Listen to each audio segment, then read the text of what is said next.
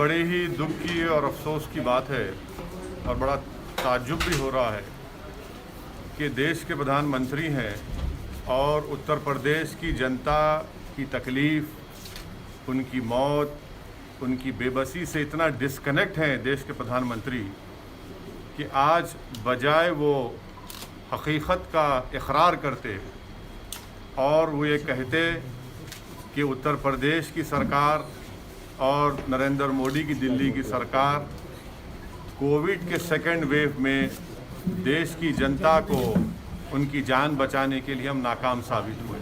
तालिबान बजाय अपनी नाकामी को कबूल करने के, अपनी फेलियर्स को मानने के, प्रधानमंत्री ने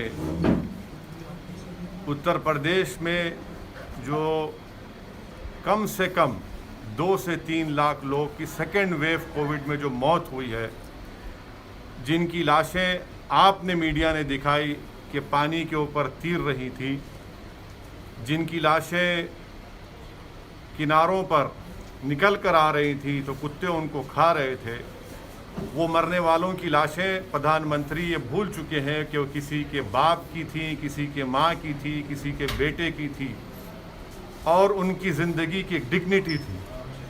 तो बड़े ही अफसोस की बात है कि देश के प्रधानमंत्री ने उस प्रदेश में आकर, जहां से वो वहां के एमपी भी है, वो अपनी नाकामी को, अपने स्टेट के गवर्नमेंट की नाकामी को कबूल करते, उन्होंने लाखों मरने वालों के परिवार के ऊपर नमक उस पर फेंका है। अगर वो इस बात का इकरार कर लेते कि हाँ, जो जनता ने हमसे एक्सपेक्टेशन किया था हम उस पर नहीं उतरे, तो यकीनन उन मरने वाले परिवार को थोड़ी सी राहत होती कि चलो देश का हमारा जो प्रधानमंत्री है, जिसको उत्तर प्रदेश की जनता ने इतना बड़ा बहुमत दिया, मेजॉरिटी दी, वो हमारी तकलीफ़ को समझता है।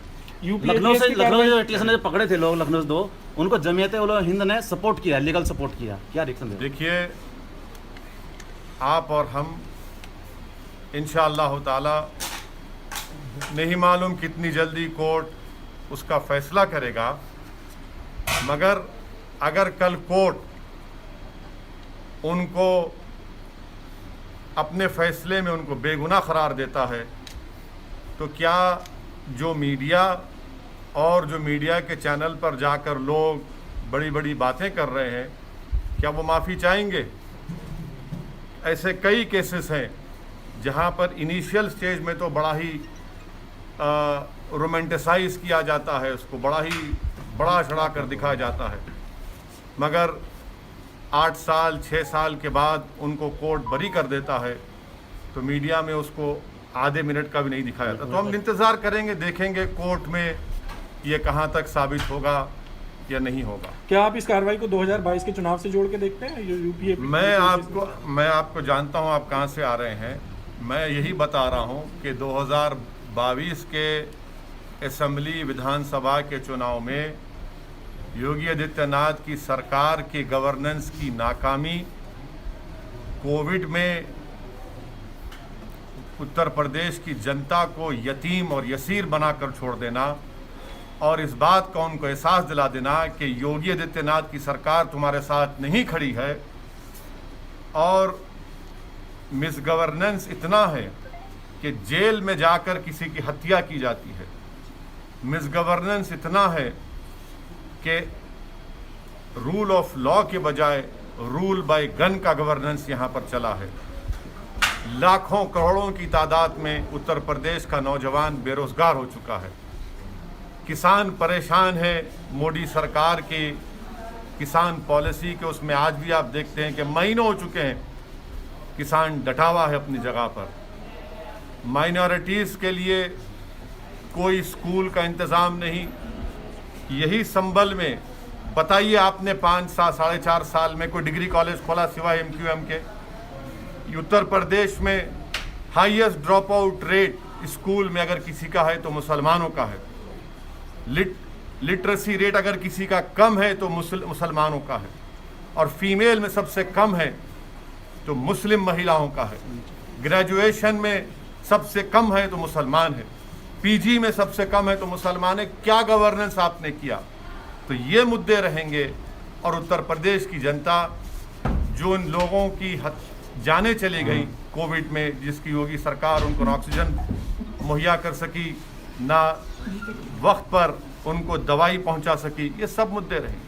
अभी जैसे प्रधानमंत्री जी ने कहा कि जो धार्मिक यात्राएं उनको बंद कर दें थर्ड वेव के उसमें मद्देनजर, लेकिन यूपी में योगी आदित्यनाथ ने कहा कि नहीं, तो प्रधानमंत्री, अब जब प्रधानमंत्री की बात या तो उत्तर प्रदेश के मुख्यमंत्री सुनेंगे या नहीं सुनेंगे मुझे नहीं मालूम।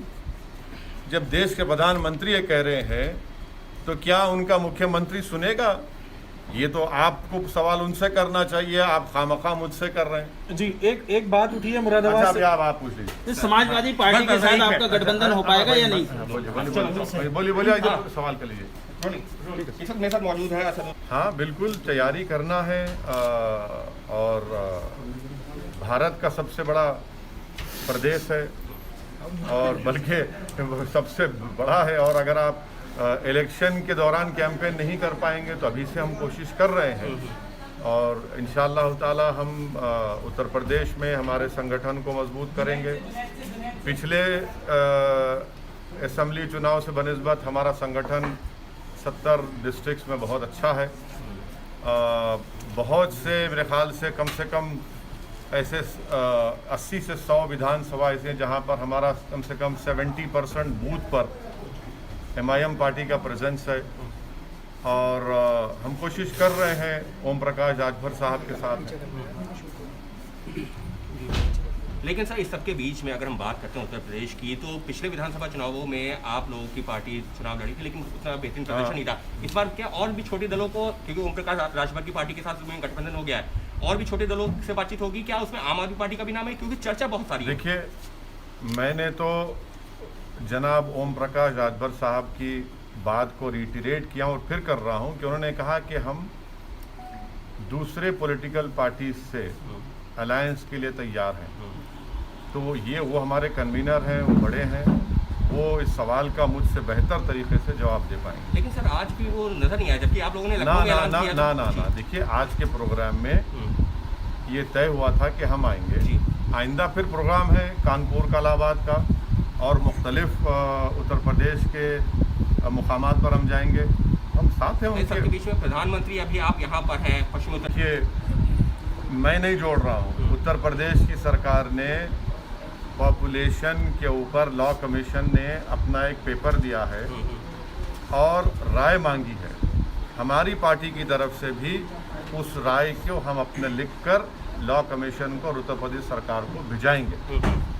और हमारा मानना ये है कि जो TFR रेट है, अगर हम 2000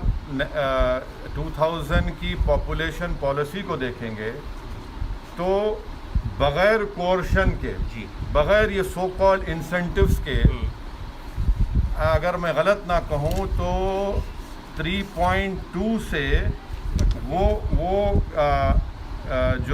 घट करके 2018 में 2.2 पे आ गया। कैसे आया? ठोक दो की पॉलिसी से आया या फिर अब इंसेंटिव्स या फिर डराने से आया? दूसरी बात यह है कि मोदी सरकार ने दिसंबर 2020 को सुप्रीम कोर्ट को एफिडेविट लिख कर दिया, जो बीजेपी के बहुत बड़े नेता डाले थे कि 2 चाइल्ड का नॉर्म बना दिया जाए, जिसमें मोदी सरकार ने कहा, मैं अंग्रेजी में पढ़ देता हूँ, international experience show that any coercion to have a certain number of children is counterproductive and leads to demographic distortions. जब ये मोदी सरकार नहीं मानने को तैयार है तो ये बात समझ में नहीं आ रही कि 56 इंच के सीने के खिलाफ योगी जा रहा है।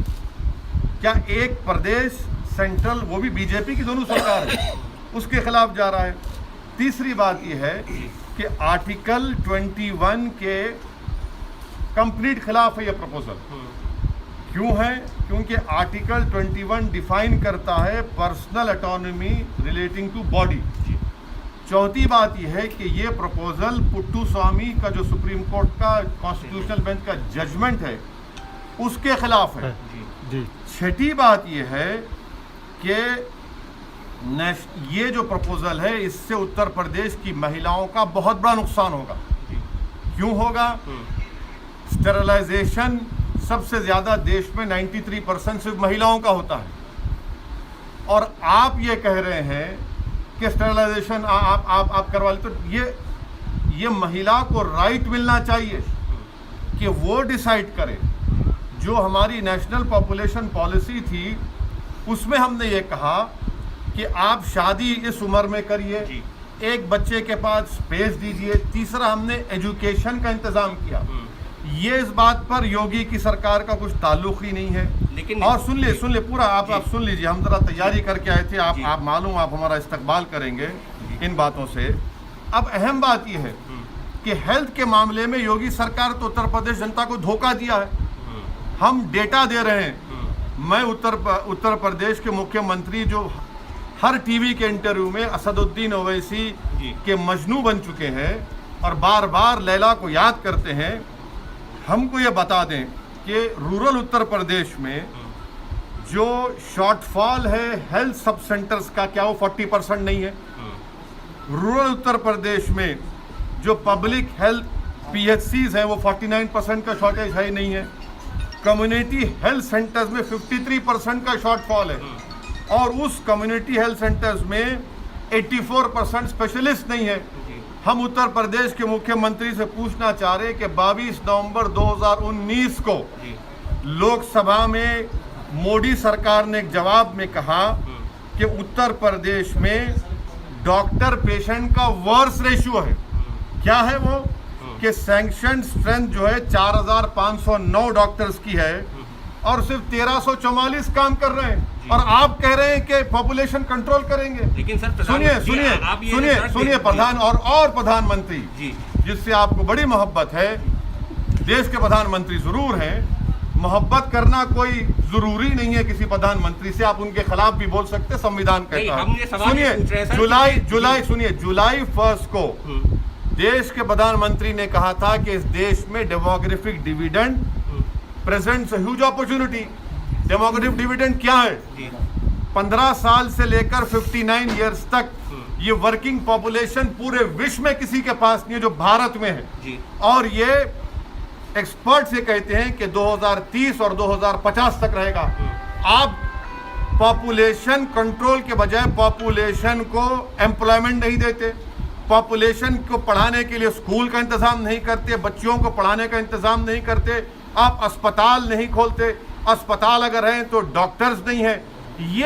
ये बात को साफ साबित होता है। तो बढ़ती जनसंख्या जो है खतरा नहीं है देश बढ़ती हुई जनसंख्या, अगर आप ये कहेंगे कि हम इंसेंटिव देंगे जी, अगर ये कहेंगे कि 2 से ज़्यादा बच्चे पैदा मत करो, रेशन नहीं देंगे, तो ये भी आर्टिकल 21 का वायलेशन है।